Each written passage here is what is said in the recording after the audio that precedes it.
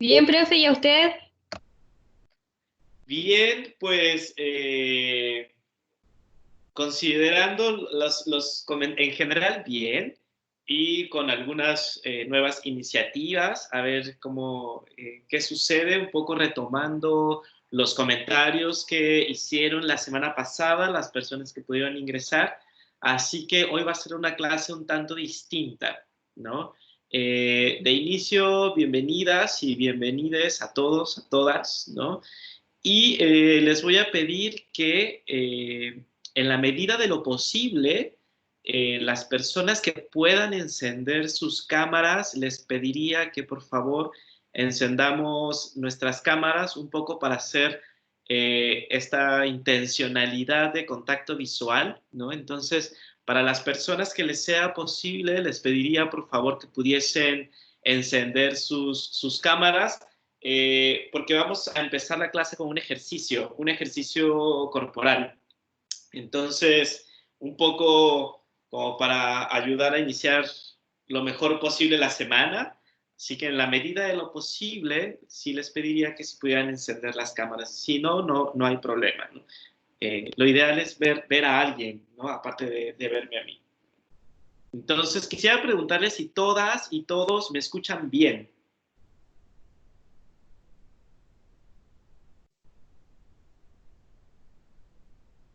Catalina, ¿me escuchas, por ejemplo?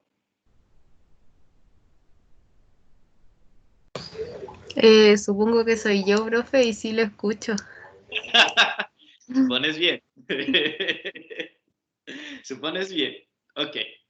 Bien, yo les voy a invitar que puedan seguirme en la medida de sus posibilidades, ya que vamos a iniciar con unos ejercicios de respiración, un poco también que nos pueda ayudar a aliviar eh, en un poco el estrés que estamos viviendo y dadas las condiciones de la pandemia, etcétera. Entonces, las personas, insisto, las personas que quieran, puedan encender sus cámaras, sería bacán que lo hicieran y bueno, sí, las demás no hay problema. Supongo que la mayoría de ustedes están en una posición de sentados o sentadas, ¿no? Vamos a usar esta posición un poco para estirarnos y relajarnos por unos 5 o 10 minutos y después vamos a continuar con la clase. Entonces les voy a pedir que en la medida de sus posibilidades, sentados, se puede hacer sentado o parada, puedan intentar sacar el pecho lo más que puedan, esta parte del pecho, sacar el pecho e intentar encurvar la parte baja de la espalda, un poco como para estirarla y empezar desde la parte baja de la espalda hacia arriba.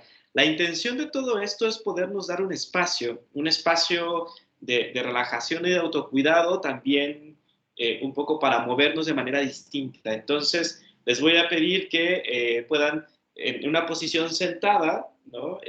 Puedan un poco sacar el pecho y encorvar la parte baja de la espalda, como si se hicieran hacia adelante, como si hicieran este movimiento hacia adelante y que van a sentir posiblemente un pequeño tirón en la parte baja de la espalda. No importa, es normal. ¿No? Lo mantenemos unos segundos y después encorvamos. Encorvamos todo, dejamos acá y volvemos a estirar.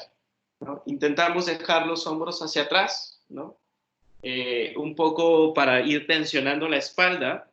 Entonces lo que podemos hacer es encorvar y estirar, ¿no?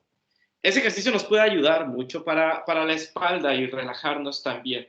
La idea es movernos de manera distinta, porque distintas son los escenarios que estamos viviendo actualmente, dada la pandemia, y tenemos que hacer conciencia de que ante nuevos escenarios no podemos usar las mismas estrategias, tenemos que usar estrategias distintas. Y si para poder concentrarnos requerimos hacer algunos tipos de ejercicios, pues hagamos esos ejercicios, ¿no? Entonces, podemos irnos estirando, ¿no? De a poco. Y ustedes se van a dar cuenta que conforme repitan el ejercicio, el rango de movimiento va a ir aumentando, ¿no? Una vez que estamos en esta posición erguida, podemos ir haciendo los hombros hacia atrás también. Si hay otras personas alrededor suyo y tienen tiempo de hacer esto, invítenles y de paso, después de este ejercicio se van a enterar de en qué consiste la participación comunitaria, ¿no? Igual sería bueno que sepan hacia adelante también, ¿no? Pueden hacer los hombros hacia adelante, de arriba hacia abajo también.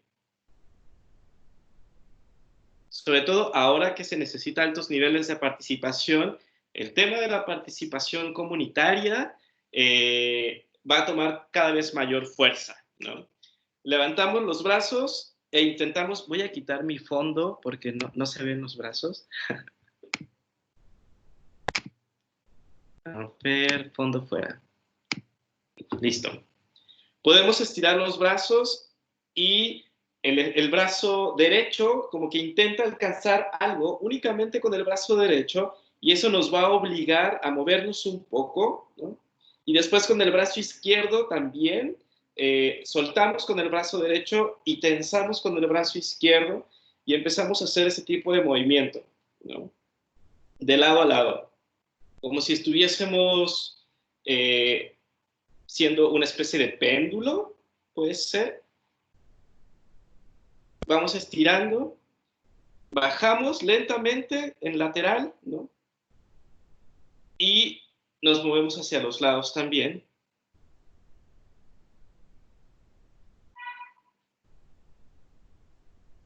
Hacia adelante e igual vamos intentando estirar un poco. De verdad que posiblemente en un inicio se sientan un poco ridículos haciendo esto frente al computador. Yo cuando lo empecé a hacer también me sentía un poco raro, pero después me di cuenta que conforme el cuerpo se fue moviendo, vamos a mover las muñecas, mi estado emocional también fue cambiando un poco, no es como la gran maravilla, pero de verdad que te ayuda mucho, ¿no? Entonces yo les invito a que puedan vencer un poco este sentido de sentirse raros, raras, ¿no? Ridículos, ridículas, porque en realidad esto ayuda muchísimo, ayuda a concentrarte y ayuda también a que puedas relajarte un poco. Vamos a mover el cuello de manera circular, posiblemente les truene un poco, no tienen que forzar absolutamente nada, que sea un movimiento natural. Y hacia el otro lado también. Posiblemente les dé un poco de calor, está bien, pueden levantarse por un vaso con agua, es bueno hidratarse igual. Y vamos a mover la cabeza de derecha a izquierda, pasando por el centro. Entonces podemos hacer esto.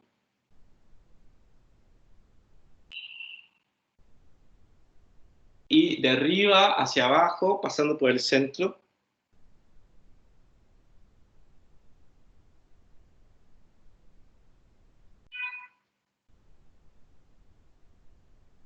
Uno de los ejercicios que les puede ayudar, sobre todo para hacerle cariños a sus ojos, ya que posiblemente estén mucho tiempo frente al computador o frente al celular, al tablet o algún dispositivo que emite luz, es que yo hago esto y a mí me funciona, sobre todo después de pasar mucho tiempo frente al computador, que tallo las manos, las fricciono lo más fuerte y rápido que pueda. Me voy a quitar los lentes, ¿no?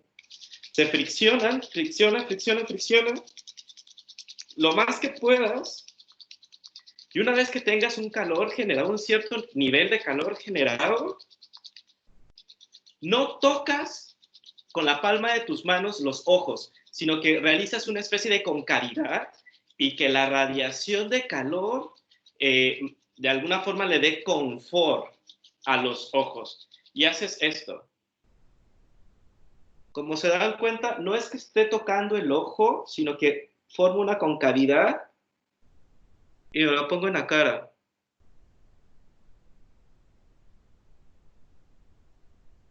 Y lo podemos repetir. Esto relaja mucho los ojos, en verdad, ¿no? Sobre todo después de pasar mucho tiempo frente al computador,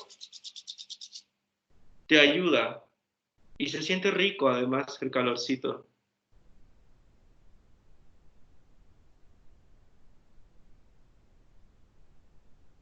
Bien. Sacudimos un poco. Movemos su cuello, hombros, espalda y empezamos. Muy bien. Espero que lo hayan hecho y que no haya sido yo el único que lo haya hecho, porque de verdad que funciona, ¿no? Bien, vamos a empezar la clase de hoy.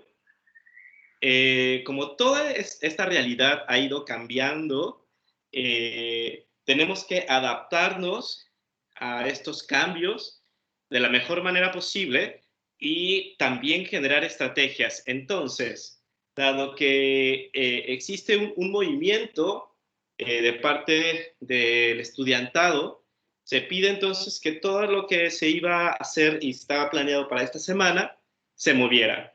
Así que se tomó tomé la decisión en realidad, a partir también de correos que me enviaron, de yo dar el tema, pero no voy a dar el tema que ya había preparado el equipo, sino que voy a dar el último tema que se va a abordar en el semestre para no ir perjudicando a los equipos en caso de que las clases continúen de manera habitual. Entonces, el tema que vamos a abordar el día de hoy es el último tema que íbamos a ver en el semestre, para así no afectar el trabajo de las y los compañeros que ya habían preparado el tema que iban a exponer el día de hoy y que posiblemente lo van a exponer la próxima semana. A ver qué pasa, ¿no? Hay que ver qué pasa. De todas formas, hay que prepararse por cualquier escenario, ¿no? Siendo de esta forma, vamos a iniciar con lo que aborda temas de participación ciudadana.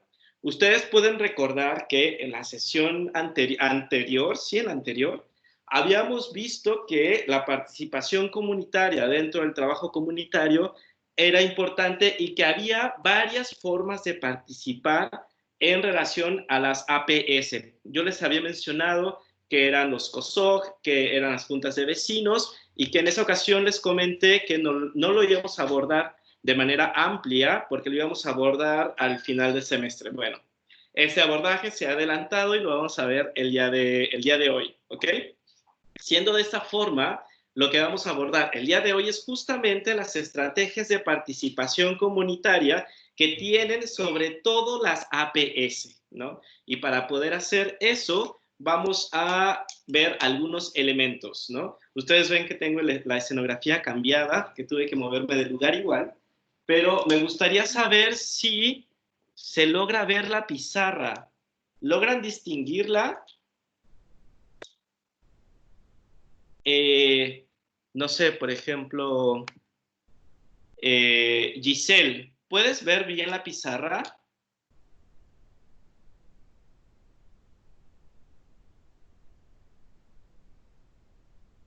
Giselle.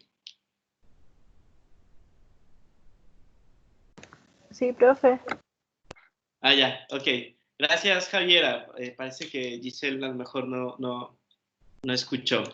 Bien, el tema que vamos a abordar, bueno, y al final de la sesión de hoy vamos a ver lo de los cambios que va a haber y las adaptaciones a las cuales tenemos que llegar, etcétera, ¿no? Es decir, la idea es no estresarnos más allá de lo que ya estamos, sino ir proponiendo algunas soluciones que pueden ir cambiando dependiendo de cómo cambie la realidad también. Así que tranquilos y tranquilas, que no pasa nada. Y también vamos a ver lo de las notas que están en el aula virtual, etcétera. Así que podemos ver todo. Bien, entonces entramos al tema que es participación comunitaria y las estrategias que existen en Chile actualmente para que las comunidades puedan no solamente recibir información por parte de las APS, sino también estrategias en las cuales las comunidades pueden acercarse a estas instancias de salud que pueden ser las APS, ¿no? Y este acercarse a las instancias de salud primaria, de atención primaria, tiene que ver con la participación comunitaria. La participación comunitaria es un elemento importante, ¿no?, para mejorar la salud de las comunidades. Esto por... Profe. F.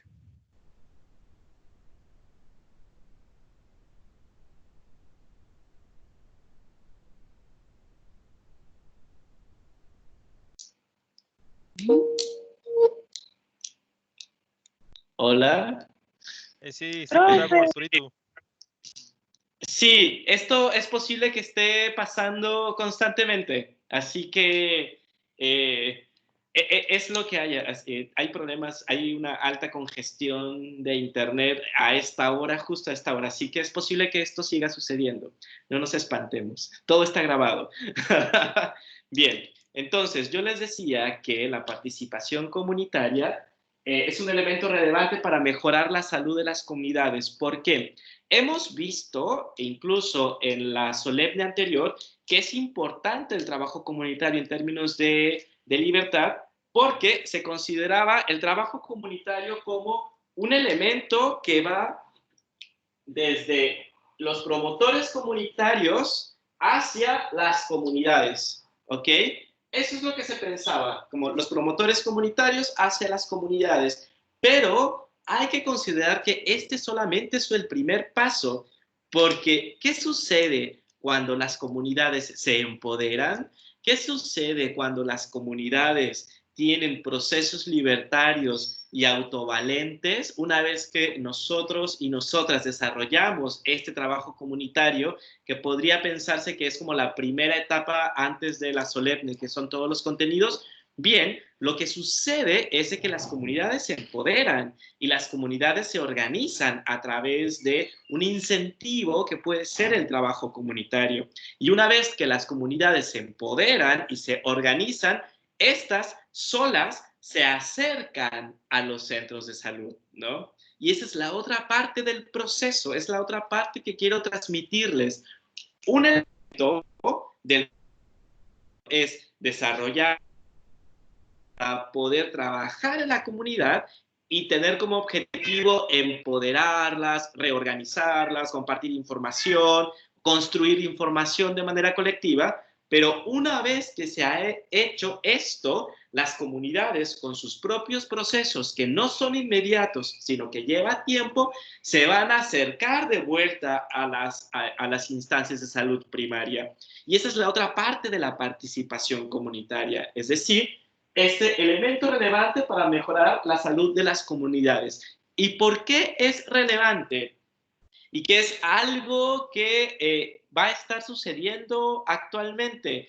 ¿Por qué? Bueno, primero les comento esto y después les comento lo otro. La participación comunitaria es relevante porque, uno, involucra a las personas en la toma de decisiones.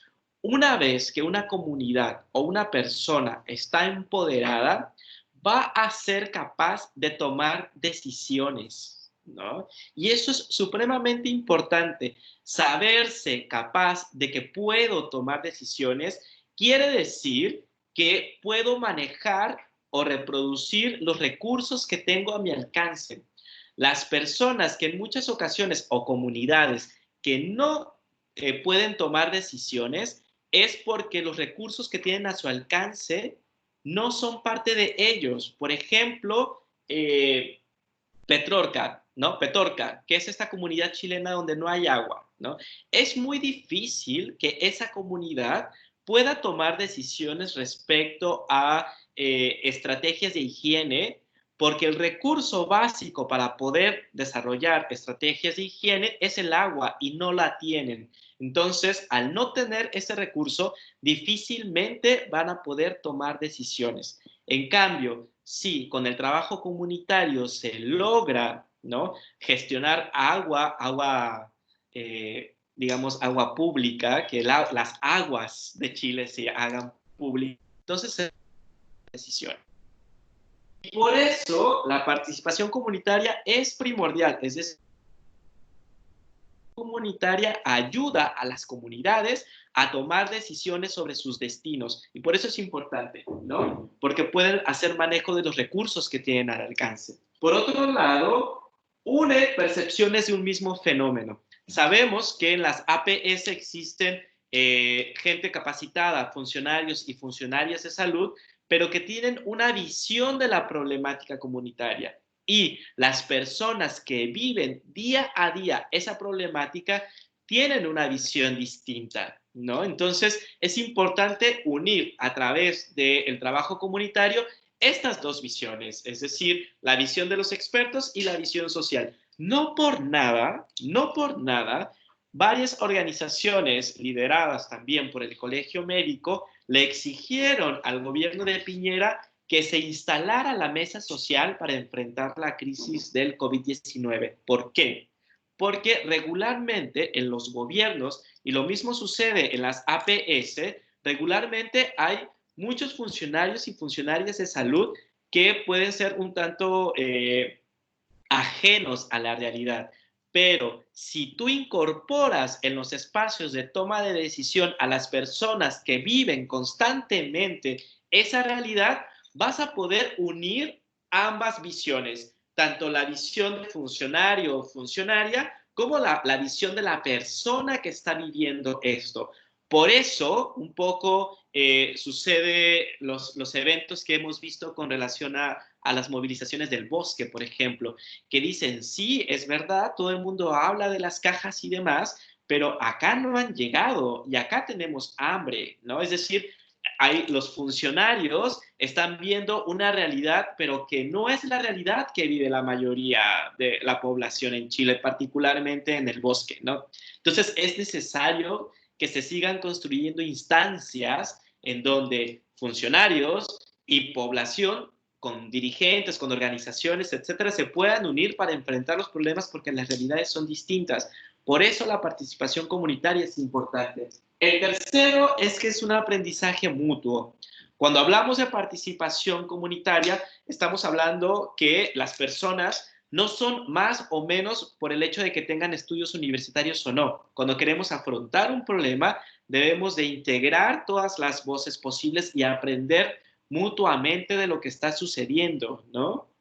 Y lo mismo sucede en clase, es decir, yo he aprendido de ustedes también la semana pasada y las personas que pudieron conectarse me hicieron como algunos feedback que estoy intentando incorporar porque son parte de los aprendizajes también, ¿no? Transparencia de recursos. ¿Ah? Las APS y todas, absolutamente todas las instancias de salud se generan a partir de un sistema de impuestos que existe en Chile, ¿no? Y que es parte del recurso monetario que nosotros y nosotras le damos al Estado para que pueda operar, ¿no? Y parte de las obligaciones es ser transparente con los recursos que se ocupan.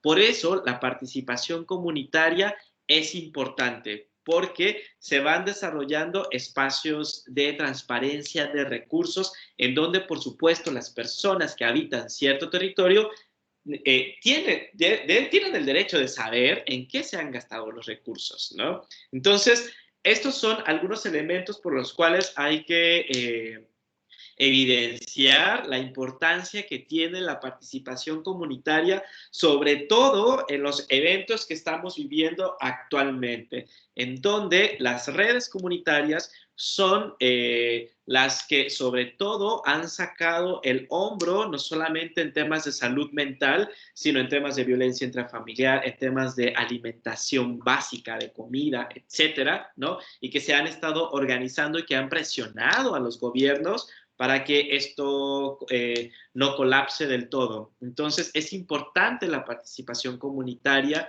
en ese sentido. Bien. Agustín, ¿tienes alguna duda con respecto a lo que hemos estado abordando hasta ahora?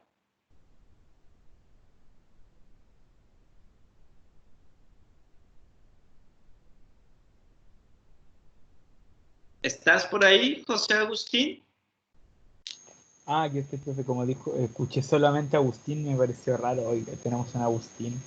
No, hasta el momento está bastante claro, estoy entendiendo todo.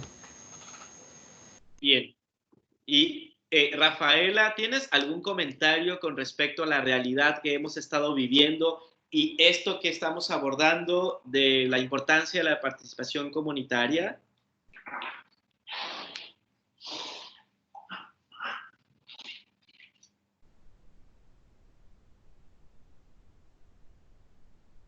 ¿Estás por ahí, Rafaela?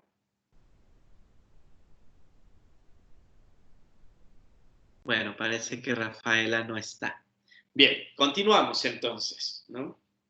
Una de las definiciones que tenemos de la participación política de la sociedad civil puede ser, que es algo que se tiene que ir trabajando. Tenemos que la participación en políticas sociales de la comunidad, ¿no?, pasa por la incorporación de los ciudadanos y las ciudadanas, así como también beneficiarios y beneficiarias en los procesos de políticas y programas, entrega de servicios sociales, así como también asumir las responsabilidades en la definición de programas y proyectos comunitarios. Es decir, la definición que vamos a ocupar de participación comunitaria en políticas públicas es la incorporación de ciudadanos y ciudadanas, así como también beneficiarios y beneficiarias en los procesos de políticas, programas y entrega de servicios sociales, ¿no?, en donde también las y los ciudadanos asumen responsabilidades, así como también los beneficiarios, para poder desarrollar estos programas comunitarios. Esta es la definición que vamos a ocupar de participación, ¿ok? Y existen varias formas de participar y existen varias estrategias y objetivos de participar o promover la participación comunitaria a partir de las APS. Y estas formas, estrategias son cinco básicamente, que son la informativa, la consultiva, la gestionaria, la habilitadora social, creo que ahí ya no se ve, ¿o sí?, y el empoderamiento, ¿ok? En donde, ¿esto se logra ver o da el reflejo de la luz? No, un poco el reflejo de la luz, profe. Pero como en las últimas dos palabras.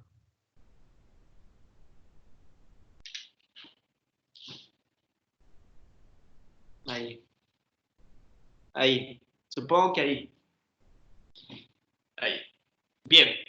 Entonces, tenemos que existen varias formas de motivar la participación comunitaria dependiendo de los objetivos que se busque con esta. Y existen más, pero básicamente son cinco, que es la informativa, la consultiva, la gestionaria, la habilitadora social y la de empoderamiento. Con informativa estamos hablando de participación en donde regularmente las instancias de salud primaria informan algunos alcances o avances que se han desarrollado a partir de estrategias, proyectos, etc.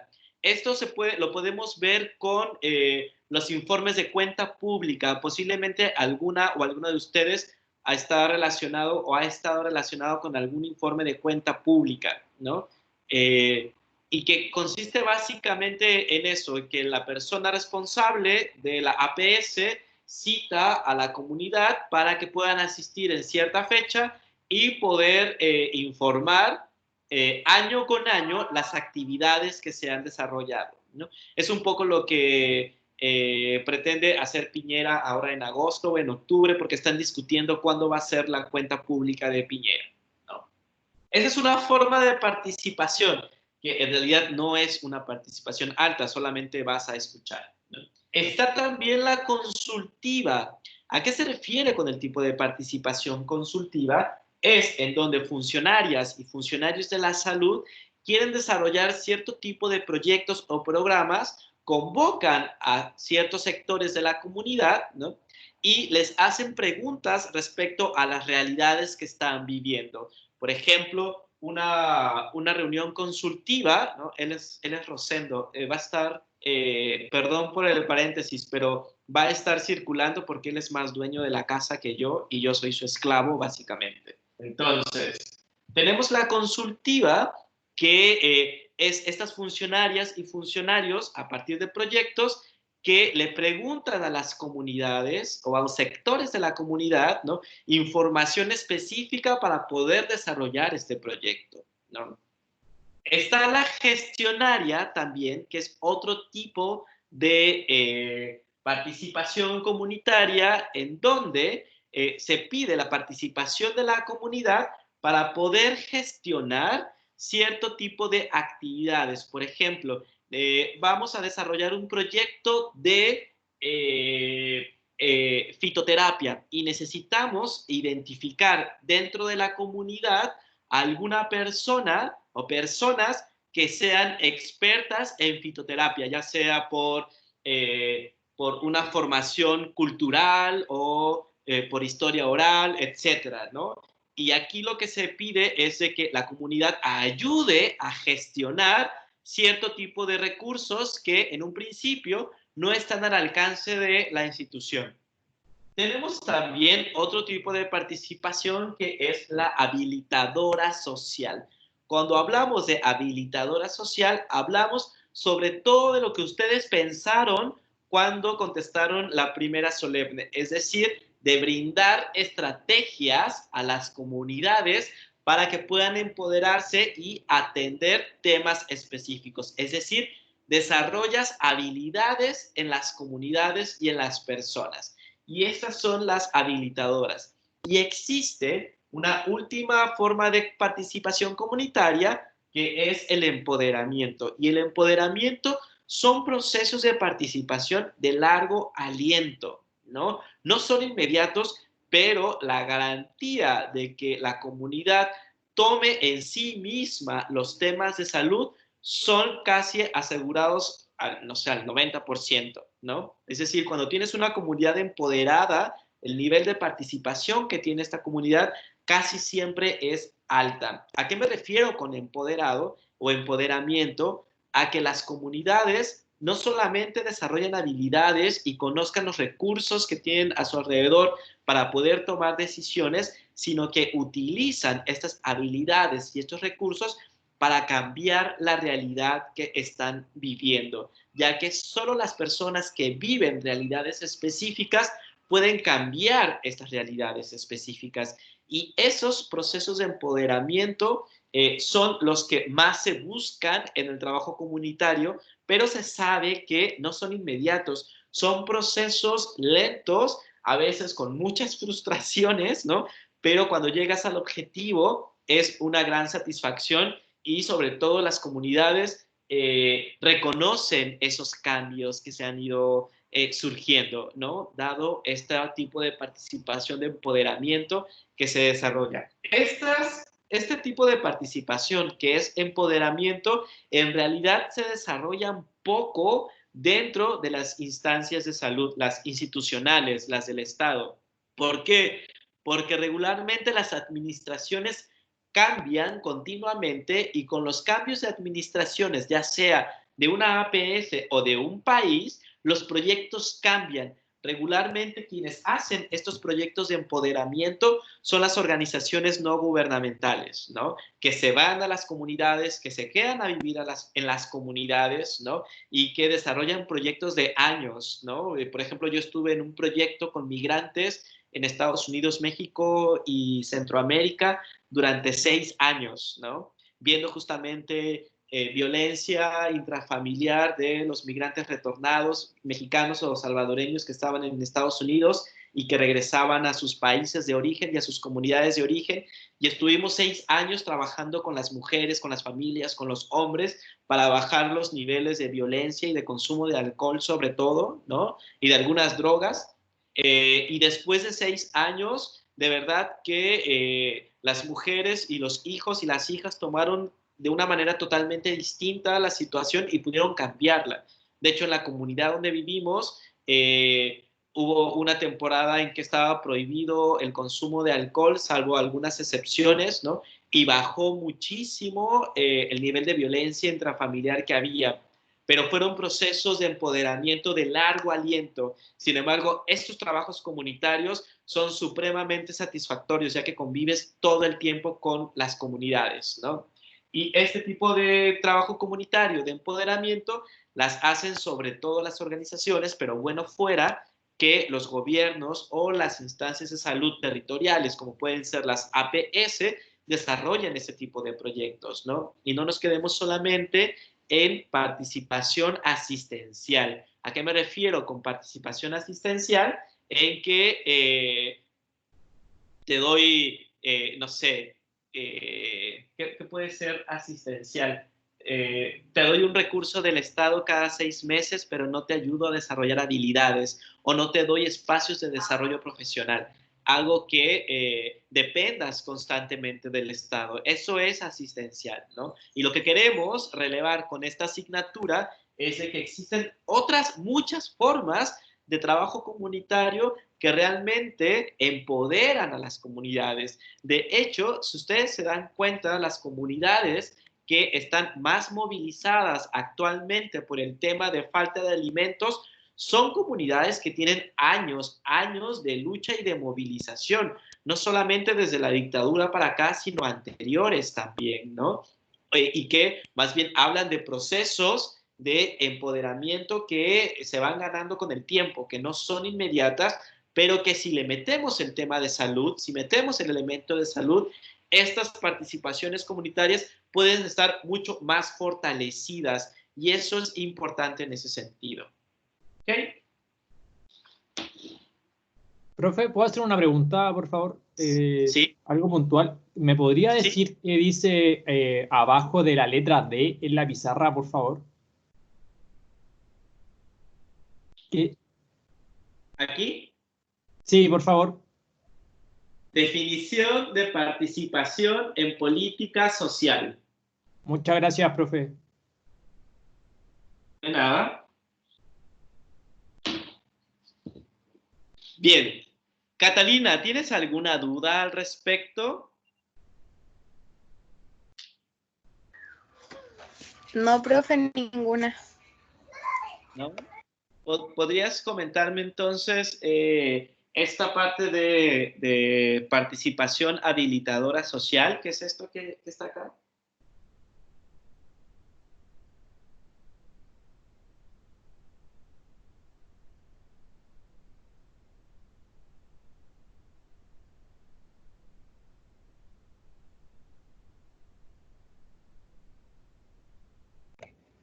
Profe, la verdad que no estaba tomando mucha atención, que estoy almorzando y después iba a ver la clase de nuevo.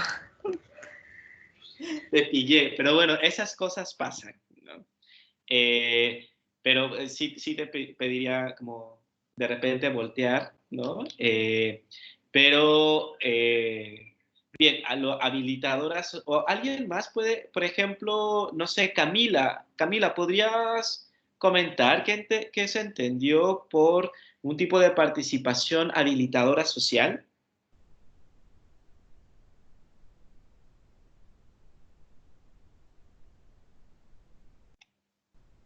Ay, perdón, profe, no estaba muy atenta.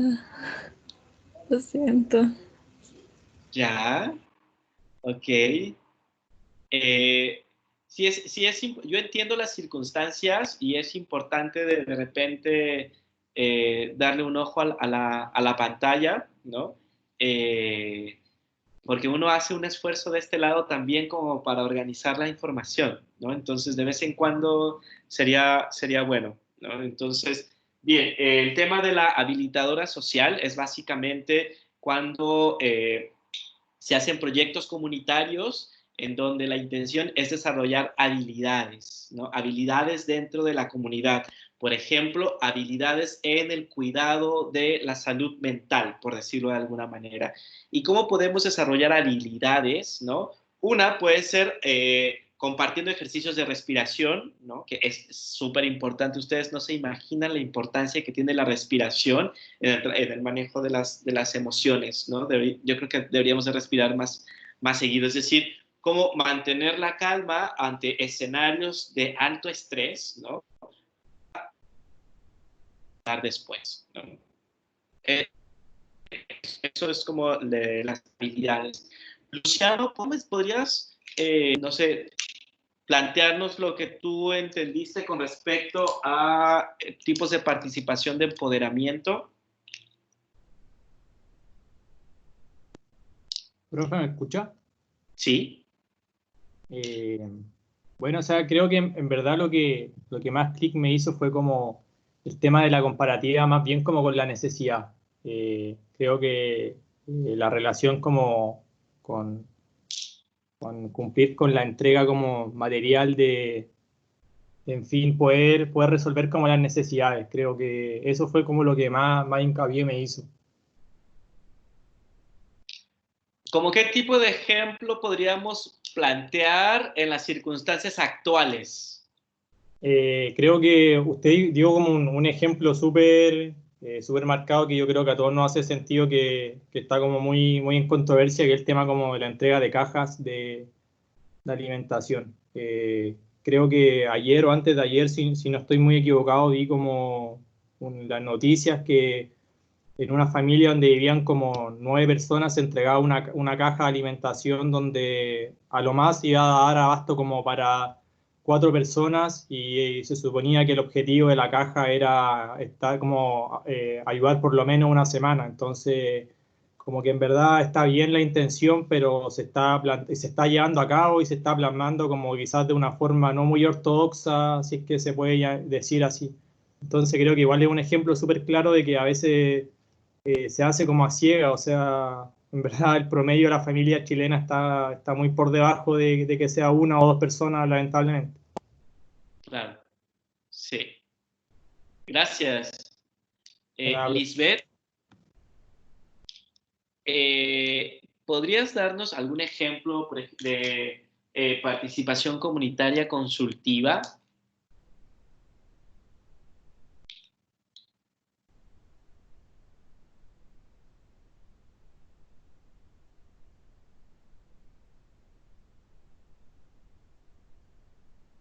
Lisbeth, ¿tampoco está? O María José, Profe, ¿podrías le darnos escucho medio mal. Ah, ya. ¿Y ahora me escuchas mejor?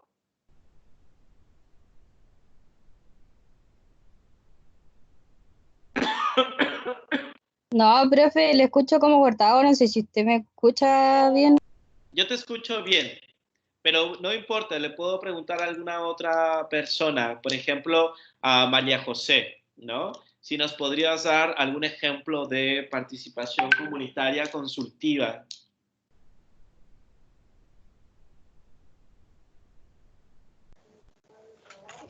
Por lo menos lo que yo entendí en esa parte fue que igual tiene que ver como con la dependencia de la comunidad, en este sentido, hacia el gobierno, ya que el gobierno da como se supone que debería dar como muchas ideas, pero lamentablemente la situación que estamos muchas veces no funciona. Y en tema consultivo, pienso yo que tiene que ver como con el tema de las herramientas para la comunidad. También tiene que ver con el empoderamiento para que así la comunidad pueda no ser tan dependiente del gobierno en este sentido. Gracias. Voy a retomar el tema de lo consultivo como forma de participación comunitaria, en donde regularmente las instancias de salud, ¿no? El objetivo de la participación comunitaria, cuando va a ser consultiva, es únicamente sondear dentro de la comunidad algún tipo de información específica. Cuando hablamos de participación comunitaria consultiva, es justamente lo que su nombre dice, consultar a la comunidad de temas específicos, ¿no? En muchas ocasiones, cuando algunos gobiernos dicen, tenemos una alta participación comunitaria, ¿no? Y te muestra los números, han participado, no sé, 500,000 personas en nuestro proyecto de salud comunitaria. Sin embargo, el detalle es preguntar, pero a ver, ¿qué tipo de participación comunitaria estás promoviendo? Porque si tienes un número de 500,000 personas participando, que es un número súper alto, pero el tipo de participación que estás promoviendo es consultiva, es decir, en donde solamente les preguntas, habría que ver qué nivel de empoderamiento se puede alcanzar con un tipo de participación únicamente consultiva, ¿no? Esa es una de las grandes diferencias con los otros tipos de participación. Voy a retomarlas de nuevo, que es las informativas, en donde estas instancias del Estado, que pueden ser de salud u otras, ¿no? convocan para brindar información, que pueden ser las cuentas públicas, etcétera, ¿no? Ese es un tipo de participación informativa. Existe otro tipo de participación, que es la consultiva, que es la que acabo de hablar hace un momento. Está la gestionaria, que es cuando las instancias del Estado, que pueden ser de salud u otras, le piden a la comunidad gestionar cierto tipo de recurso, ya que no está dentro de las capacidades o posibilidades de la instancia de salud, que puede ser, por ejemplo, si quiero desarrollar un proyecto de fitoterapia, voy a buscar en la comunidad si hay personas expertas en fitoterapia, ya sea porque tengan origen mapuche o porque tengan conocimiento de medicina popular o porque en la historia oral han ido transmitiendo este conocimiento, etcétera, ¿no?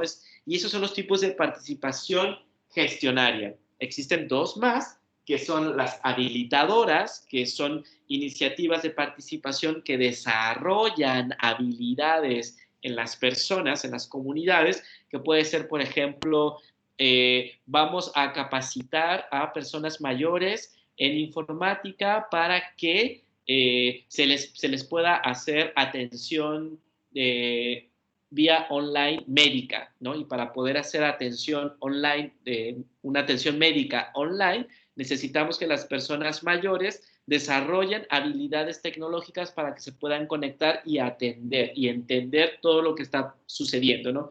Y este es un tipo de participación. Y existe el tipo de participación comunitaria cuyo objetivo es el empoderamiento. Y estos tipos de participación comunitaria son de más largo aliento, ya que no solamente desarrollan habilidades, sino que también pueden producir sus propios recursos, identificar sus propios recursos y algo que les había comentado, que ayuda a la toma de decisiones, es decir, promueve dentro de las comunidades la toma de decisiones y sobre todo la posibilidad de cambiar sus realidades. Y eso es fundamental en ese sentido, ¿ok? Esas son las 5 formas de participación. Bien. Karina, ¿te quedó alguna duda al respecto? Sí, profe, justo le iba a hablar. ¿Podría repetir el informativa, por favor? Sí, la informativa son tipos de participación en donde funcionarias, funcionarios, ya sea de salud o del Estado, convocan a una multitud de personas para informarles el tipo de actividades que han realizado. En muchas ocasiones se hacen en los centros de salud, en los centros de salud, en las APS, ¿no? Que centros de salud les dicen en otro país, y estaba yo hablando con un amigo de ese país, entonces se me cruzaron los cables.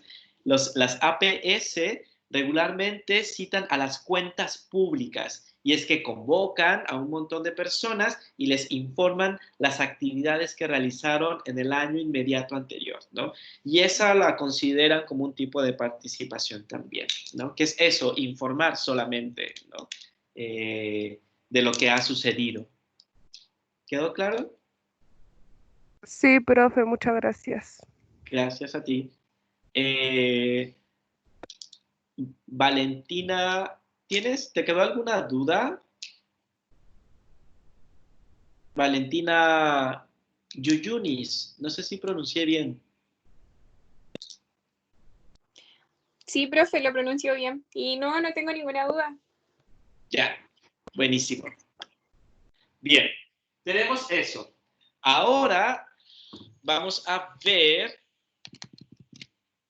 algunos... espérame. Existen algunos decretos que nos pueden ayudar en ese sentido, ¿no? Existen una serie de normatividades que le dan sentido a la participación comunitaria, sobre todo en las APS. Y estos decretos ustedes se los van a encontrar cuando sean funcionarias y funcionarios y se los van a tener que leer así con detenimiento más adelante, ¿no? Existe el decreto, voy a acercar esto acá.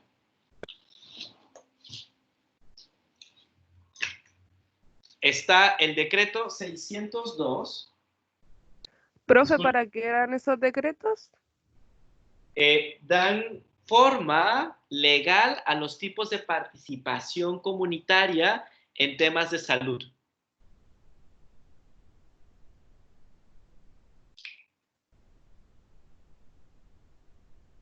¿Sí? ¿Me escuchaste? Sí, profe, gracias. Ya, está el decreto, lo voy a poner con una D porque escribo muy mal con la izquierda. Está el decreto 602. Pésima letra. Está el decreto 602 que corresponde a los consejos locales, que considera a los consejos locales examinar los problemas de salud que afectan a la comunidad, sobre todo proponer soluciones mediante acciones rápidas y eficaces y también promover el interés de los habitantes para participar activamente en la solución de los mismos. Este decreto 602 le da forma legal a los consejos consultivos. Los consejos consultivos son espacios de participación en donde todas las APS están obligadas por el decreto 602 a desarrollarlo. En los consejos consultivos se integran personas interesadas en el funcionamiento de alguna instancia de salud como un consultorio, ¿no? Pero también están involucradas organizaciones civiles que son parte de ese territorio. También están consideradas las juntas de vecinos y también están consideradas organizaciones de usuarias o de usuarios del centro de salud. En este consejo consultivo, de acuerdo al decreto 602, debe tener una periodicidad de por lo menos 3 veces al año, si no me equivoco. Y en esos consejos consultivos, las consultorios o instancias del Estado dan información sobre las actividades que realizan, pero también rinden cuentas a la comunidad, ni siquiera a otra instancia del Estado, sino que a la comunidad rinden cuentas de lo que ha estado sucediendo dentro del consultorio, ¿no? Y estos son los consejos consultivos. Son consejos locales o consejos consultivos locales, ¿no? Todos los consultorios lo hacen. Existe también otro decreto, que es el decreto 58.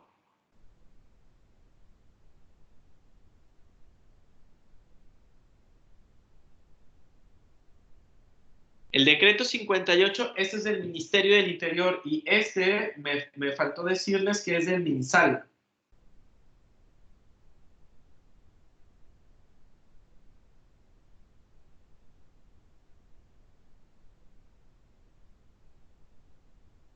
El decreto 602 es del MinSal y el decreto 58 es del Ministerio del Interior.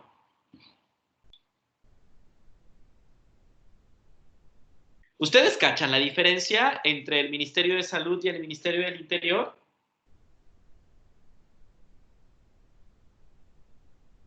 Yo no, profe. Ya, esto es importante que lo sepan. Ya. Existen en todos los países, esto es fundamental, chicos, chicas, es fundamental, sobre todo ahora en eventos pandémicos, ¿no? En escenarios pandémicos. En la estructura política administrativa de Chile existen varios tipos de ministerios. El Ministerio de Salud, que lo vemos todo el tiempo, que se encarga de los temas de salud, pero que también está relacionado con el Ministerio de Redes Asistenciales, que está como responsable de las instalaciones físicas y la atención en salud, ¿no? A las personas, a beneficiarios, usuarios y usuarias, ¿no? Y el Ministerio de Salud se encarga más bien como de estos estudios epidemiológicos y demás, ¿no? Como que brinda las directrices que van a desarrollar las redes asistenciales de salud, que pueden ser hospitales, consultorios, etcétera, ¿no? Y el Ministerio del Interior, ¿no? Se encarga de la participación y seguridad, ¿no? Se encarga de la seguridad del país. Entonces, ¿no?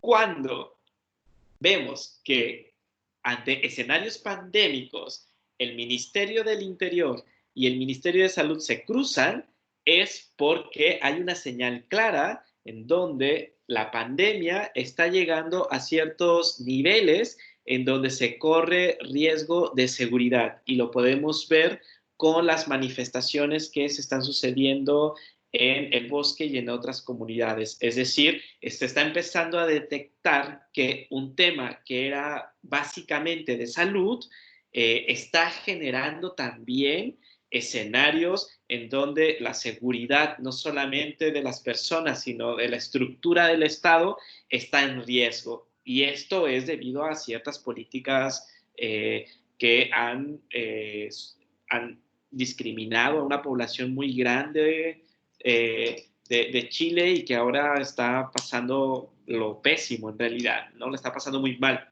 Entonces, el ministerio, para hacer la participación comunitaria, es interesante cómo también se incorpora el Ministerio de Salud, como ¿por qué la participación comunitaria debe estar en el Ministerio de Salud? Es algo que podemos después discutirlo, pero está. Y el Ministerio del Interior sacó un decreto, que es el decreto 58, que es el que define la organización territorial. Es decir,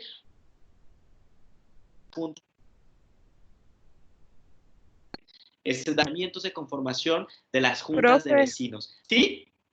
¿podría repetir lo que justo se pegó? Sí, ¿en qué Lo que parte se dijo queda? recién. Decreto 58 y ahí empezó a explicar usted. Sí, el decreto 58, que es parte del Ministerio del Interior, lo que hace es regular la conformación de las juntas de vecinos. Las juntas de vecinos son elementos fundamentales para entender la dinámica comunitaria, ¿no? Las juntas de vecinos en Chile existen antes de la dictadura, ¿no? Mucho antes, ¿no? Las juntas de vecinos son las unidades comunitarias básicas de organización de los territorios, ¿no?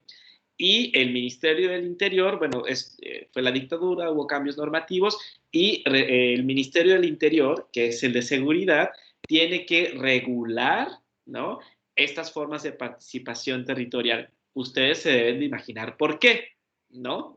Entonces, hay que regular la organización territorial en los barrios, ¿no? Y para poder regularlas, sacó el decreto 58 del Ministerio del Interior.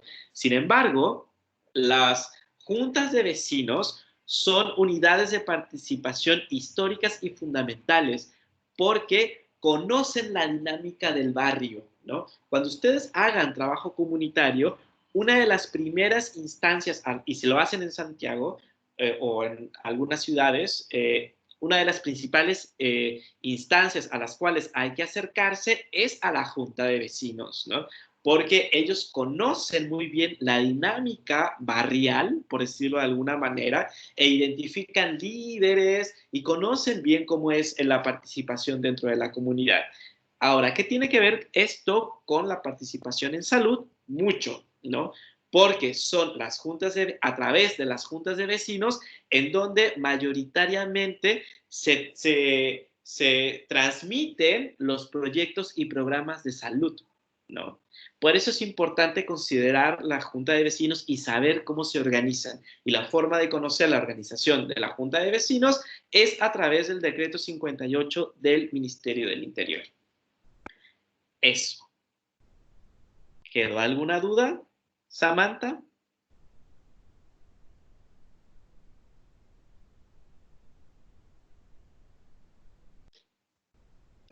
Hola, profe. O sea, tengo una consulta. ¿MinSal y el Ministerio de Salud es lo mismo? Sí. ¿Sí? Ah, ya. Es lo mismo. Lo demás quedó claro. Ok. Roberto, ¿tienes alguna duda?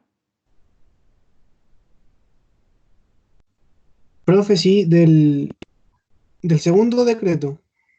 ¿Del 58? Sí, que eso me faltó. Sí. El decreto 58 regula la formación de juntas de vecinos en los territorios, ¿no? Y yo les decía un poco de historia, que es interesante cómo la organización barrial tiene que estar regulada por una instancia que se encarga de la seguridad del Estado, ¿no? Que es el Ministerio del Interior. Como es una duda que ahí yo les quiero dejar sembrada, ¿no?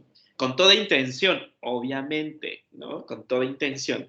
Entonces, el decreto 58 actualmente es una figura legal que permite a los barrios organizarse e instituirse como junta de vecinos porque esta organización tiene una figura política, tiene un peso político dentro del territorio y es a través de la junta de vecinos que muchos proyectos de salud se les da, se transmiten, ¿no? Es decir, como ya vamos a tener una jornada oftalmológica, ¿no? Que promueve el consultorio tal, ¿no? A través de la junta de vecinos. Es decir, la junta de vecinos son de las primeras instancias a partir de las cuales las instituciones del Estado se acercan a la comunidad. Tengan en cuenta algo. Las APS es la puerta de entrada al sistema de salud en Chile. Las juntas de vecinos son la puerta de entrada a las comunidades en Chile y ambas son importantes. Por eso es habitual que veamos que los proyectos de salud regularmente sean a través de las juntas de vecinos. ¿Por qué? Porque tanto las APS como las juntas de vecinos son las puertas de entrada de este lado a sistemas de salud y de este lado a sistemas comunitarios súper complejos y súper profundos, ¿no? Y esa es la importancia que tienen las juntas de vecinos.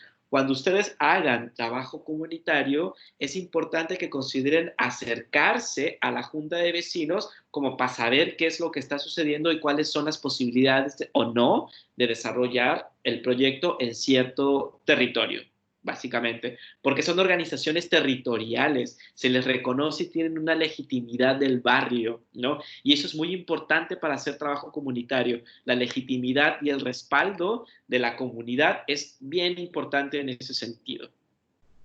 ¿Te ayudé? ¿O te confundí más? No, profe.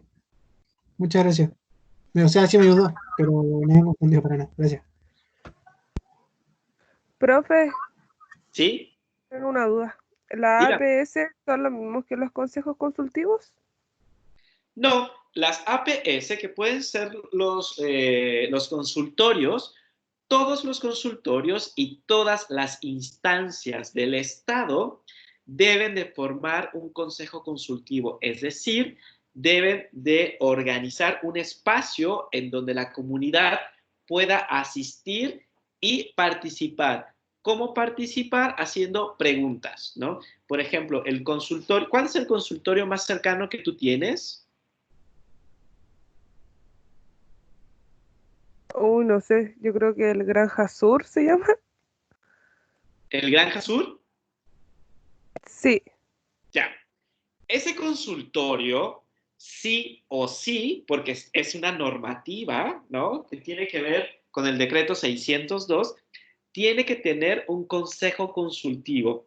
Ese consejo consultivo está integrado por funcionarias y funcionarios de ese consultorio, pero también está integrado por personas de la comunidad, está integrado por organizaciones que trabajan en esa comunidad, está integrado por organizaciones de beneficiarios del consultorio, por personas individuales, y esos espacios son espacios de discusión y son discusiones bien interesantes. Cuando todo esto pase, acérquense a un consejo consultivo porque además están obligados, bueno, ahora con lo de la pandemia no sé, pero están obligados a sesionar por lo menos 3 veces al año, ¿no? Y en donde las personas dicen, oye, a ver, director del CESFAM, ¿no?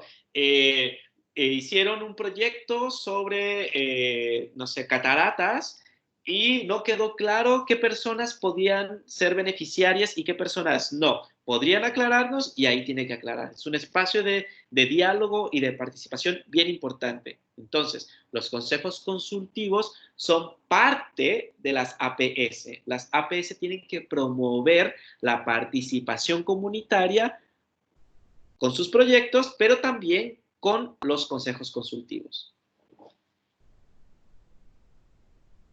¿Te ayudé? Gracias, profe, sí. Profe, una consulta. ¿Sí? El Ministerio del Interior se encargaba de la seguridad y la regulación, ¿verdad? Sí. ¿Y el MinSal de qué se encargaba? De la salud, o sea, el MinSal lo que hace es generar directrices o protocolos de atención, ¿no? Por ejemplo, está la OMS a nivel internacional, que es la Organización Mundial para la Salud, que genera directrices de atención a personas contagiadas con COVID-19 y se las manda a todo el planeta, no a todo el planeta, sino a todos los países que son parte de la Organización Mundial de la Salud. Y esos países, dentro de esos países está Chile, ¿no? Entonces Chile, a través del Ministerio de Salud, toma estas directrices y las adecúa a la realidad chilena.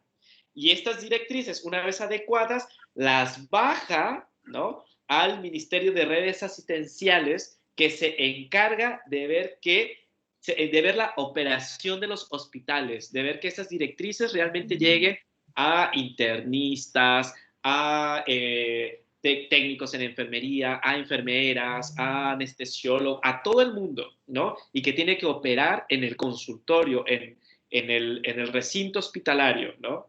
Esa es la parte. Entonces, el Ministerio de Salud adecúa estrategias de atención a salud a nivel nacional, ¿no? Y que las va bajando a través de las redes asistenciales. Entonces, el Ministerio de Salud genera protocolos y normatividades para atender, como es el caso actual, cierto tipo de pandemias, ¿no? Entonces, por eso vemos nosotros al Mañalich todas las mañanas dando números, pero también diciendo, bueno, y ahora vamos a entrar en cuarentena, y ahora va a ser cuarentena dinámica, y ahora va a ser total, y ahora va a ser ¿no? Y después, si ustedes ven estos discursos en las mañanas, después viene ya sea la ministra Daza o el ministro de Redes Asistenciales a decir qué está pasando realmente ya en terreno, ya no a nivel de protocolo, sino en terreno. Y esas son las diferencias. ¿Te ayudé? ¿Quedó claro? Sí, profe. Gracias. ¿Alguna otra duda? Yo, profe, Dígame. no me quedó muy claro lo que son las APS. APS es atención primaria de salud. Cuando yo me refiero a APS, en realidad es una forma sintética de referirme a consultorios, a los SFAM, a los COSAM, ¿no? A esas instancias de salud que están en los territorios de manera cercana.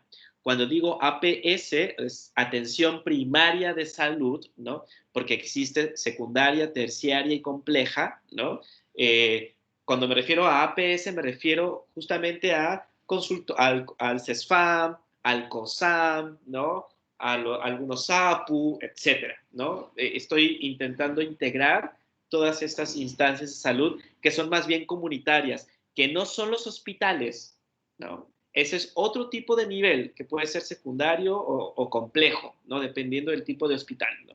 Pero regularmente lo que están en las comunidades son APS, es decir, atención primaria de salud, que pueden ser CESFAM, COSAM, etc.